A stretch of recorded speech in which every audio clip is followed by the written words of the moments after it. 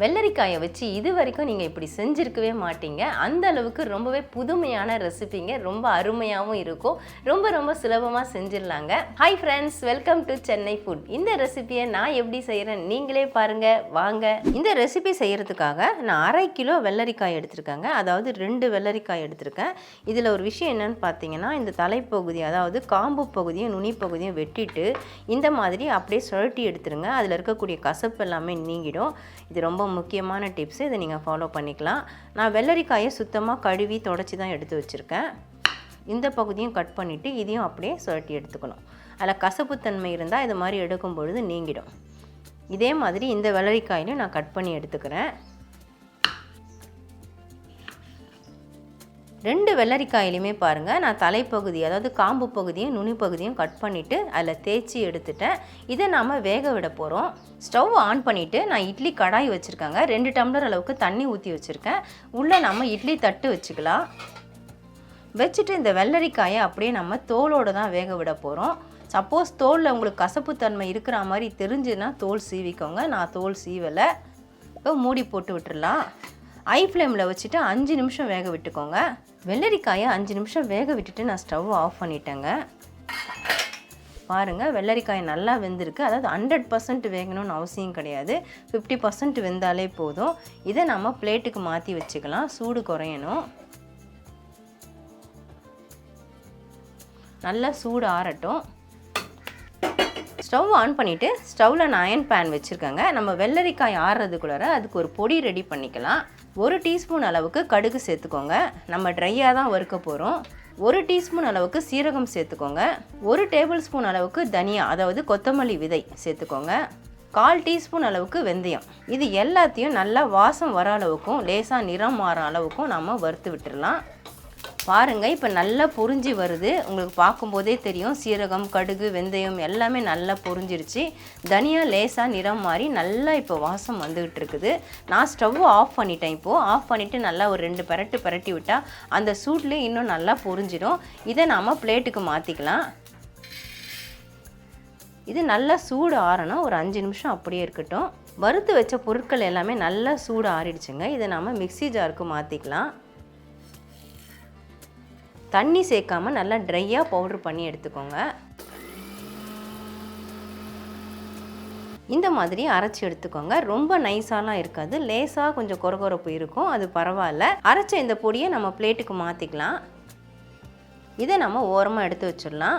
வேக வச்ச வெள்ளரிக்காய் பாருங்கள், இப்போ நல்லா சூடு ஆறிடுச்சு. இதை நாம் நறுக்கி எடுத்துக்கலாம். பொடிசாக தான் நறுக்க போகிறோம். விதைகள் ரொம்ப முத்தலாக இருந்தால் நீங்கள் எடுத்துருங்க. எனக்கு பார்த்தீங்கன்னா விதைகள் நல்லா எலசாக இருக்குது. அதனால் அப்படியே சேர்த்து தான் நான் நறுக்கிறேன். அதே மாதிரி தோலில் கசப்பு சுவை இருக்கான்னு ஒரு சின்ன பீஸ் எடுத்து வாயில் வச்சு பார்த்தீங்கன்னாலே தெரிஞ்சிடும். அப்படி இருந்தால் தோல் நீக்குங்க, இல்லைனா நீக்க வேண்டிய அவசியம் இல்லை.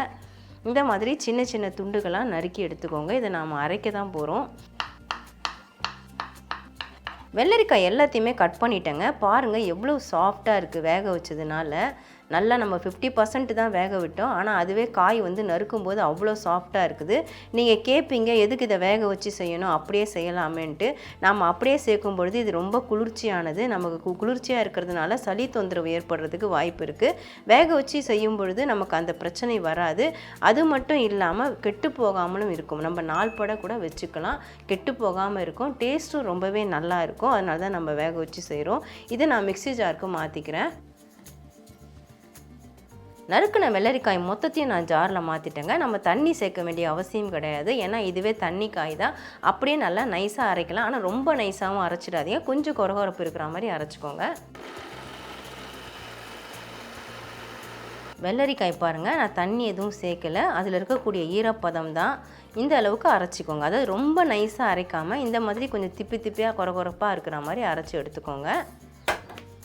ஸ்டவ் ஆன் பண்ணிவிட்டு ஸ்டவ்வில் கடாய் வச்சுருக்கேங்க. நல்லா அடி கனமான கடாயாக வச்சுக்கோங்க. 150 ml நல்லெண்ணெய் எடுத்திருக்கேன். அதை நான் இதில் சேர்த்துக்கிறேன். கடாயில் ஈரம்லாம் வற்றுனதுக்கப்புறம் கடாய் காஞ்சதுக்கப்புறமா சேருங்க. எண்ணெய் நல்லா சூடாகட்டும். எண்ணெய் நல்லா சூடாயிடுச்சுங்க. 1 டீஸ்பூன் அளவுக்கு கடுகு சேர்த்து விட்டுக்கோங்க.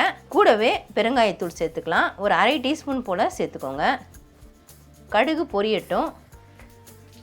கடுகு இப்போ நல்லாவே பொரிஞ்சிருச்சுங்க. 10-15 பூண்டு பல்லை தோலை உரிச்சிட்டு 1-2 இடித்து வச்சுருக்கேன். அதை சேர்த்துக்கிறேன். பூண்டு சேர்த்துட்டு ஒரு பெரட்டை அப்படியே பெரட்டி விட்டுடுங்க.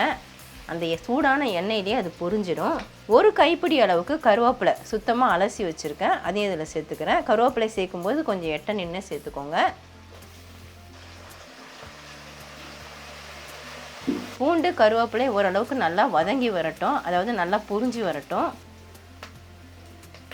நாம் சேர்த்த பூண்டு கருவேப்பிலை இப்போ நல்லா பொரிஞ்சிருச்சு. ஸ்டவ்வை சிம் பண்ணிக்கோங்க.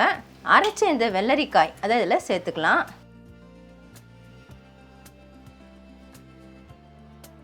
சேர்த்துட்டு ஒரு கலரி விட்டுடுங்க. அப்படியே தெறிக்க ஆரம்பிச்சிடும். அதனால தான் நான் ஸ்டவ்வை சிம் பண்ணணும்னு சொன்னேன். நம்ம தண்ணி எதுவுமே சேர்க்கல, ஆனால் வெள்ளரிக்காயில் இருக்கக்கூடிய அந்த ஈரப்பதம் தான். இந்த ரெசிபி நீங்கள் அரைச்சி தான் செய்யணுமா வேக வச்சு தான் செய்யணுமான்னு கேட்பீங்க. வேக வச்சு செய்யலைன்னா வதக்கி செய்கிற மாதிரி இருக்கும். நிறைய பேருக்கு எண்ணெய் அதிகமாக சேர்க்கறது பிடிக்காது. அதனால தான் நான் வேக வச்சு செஞ்சேன். இந்த மாதிரி செய்கிறது டேஸ்ட்டாகவும் இருக்கும். அரைக்காமல் நீங்கள் நறுக்கி போட்டு கூட செய்யலாம், அதுவும் டேஸ்ட்டாக தான் இருக்கும்.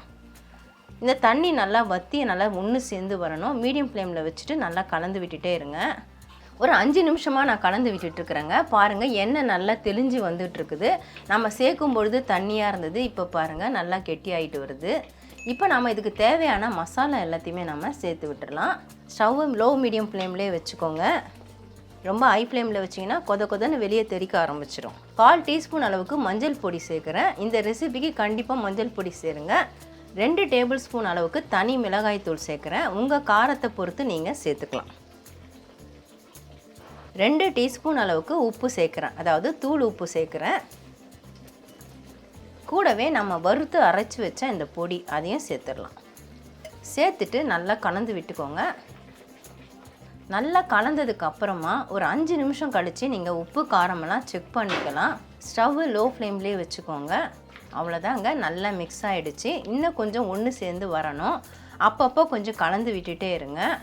மசாலாலாம் சேர்த்துட்டு ஒரு 5 நிமிஷமாக நான் கலந்து விட்டுட்ருக்கேங்க. ஸ்டவ்வை சிம் பண்ணிவிட்டு தான் கலக்கிறேன், இல்லைனா வெளியே தெறிக்க ஆரம்பிச்சிடும். நான் ஏற்கனவே சொன்னேன். இப்போ பாருங்கள், இப்போ நல்லாவே இறுகி வந்துருச்சு. இந்த சமயத்தில் உப்பு காரம் பேலன்ஸ் பண்ணுறதுக்காக நான் நாட்டு சர்க்கரை 1 டேபிள் ஸ்பூன் அளவுக்கு சேர்த்துக்கிறேன். இது ஆப்ஷனல் தான், உங்களுக்கு விருப்பப்பட்டால் சேர்த்துக்கோங்க. ஆனால் டேஸ்ட்டு நல்லாயிருக்கும் இதை சேர்க்குறதுனால. சேர்த்துட்டு நல்லா கலந்து விட்டுடுங்க. இப்போ நாட்டு சர்க்கரை நல்லா மிக்ஸ் ஆகிடுச்சு பாருங்கள். எனக்கு உப்பு காரம் கரெக்டாக இருந்தது. உங்களுக்கு கரெக்டாக இருக்கான்னு நீங்கள் செய்யும் பொழுது செக் பண்ணிவிடுங்க.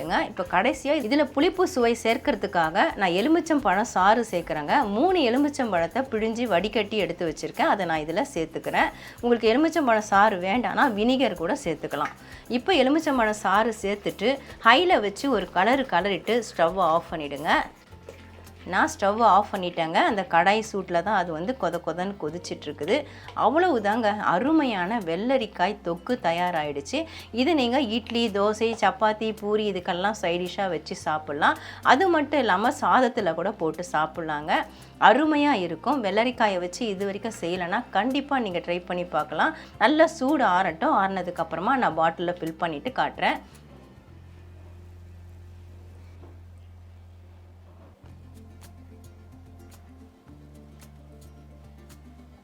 அவ்வளவுதான் ஃப்ரெண்ட்ஸ், வெள்ளரிக்காயை வச்சு அருமையான தொக்கு நாம் ரெடி பண்ணிட்டோம். இதை சைட் டிஷ்னு கூட சொல்லலாம், நீங்கள் ஊறுகாயின்னு கூட சொல்லிக்கலாங்க. டேஸ்ட் அருமையாக இருக்குது. நான் ஏற்கனவே பார்த்துட்டேன். உப்பு காரம் எல்லாமே கரெக்டாக இருக்குது. புளிப்பு கூட கரெக்டாக இருக்குங்க. வெள்ளரிக்காயோட ஃப்ளேவர் சுத்தமாக தெரியலை. வெள்ளரிக்காய் பிடிக்காதவங்க கூட இந்த மாதிரி செஞ்சு சாப்பிட முடியும். ஏன்னா அந்த ஃப்ளேவர் எனக்கு பிடிக்காது அப்படின்னு சொல்லுவாங்க. ஆனால் வெள்ளரிக்காயோட ஃப்ளேவர் சுத்தமாக தெரியல. ஏன்னா நம்ம வேக வச்சு நறுக்கி அரைச்சி அதை பதமாக செஞ்சுருக்கோம். அருமையாக இருக்குங்க.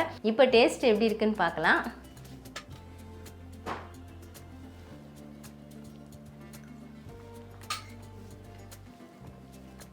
நாக்கில் வச்சவொடனே நல்லா சுருன்னு ஏறுது. அந்தளவுக்கு டேஸ்ட் அருமையாக இருக்குது. அந்த பூண்டு நல்லா வெந்திருக்கு. கருவேப்பிலையோட ஃப்ளேவர் எல்லாமே அருமையாக இருக்குதுங்க. உண்மையிலே சொல்லனா ரொம்ப அட்டகாசமாக இருக்குது. வெள்ளரிக்காய் ஊறுகாய் இந்த அளவுக்கு டேஸ்ட்டாக இருக்குமா அப்படின்னு நீங்கள் யோசிக்கிறீங்கன்னா கண்டிப்பாக நீங்கள் ட்ரை பண்ணி பாருங்கள். எப்படி இருந்ததுன்னு எனக்கு ட்ரை பண்ணி பார்த்துட்டு கமெண்ட் பண்ணுங்கள்.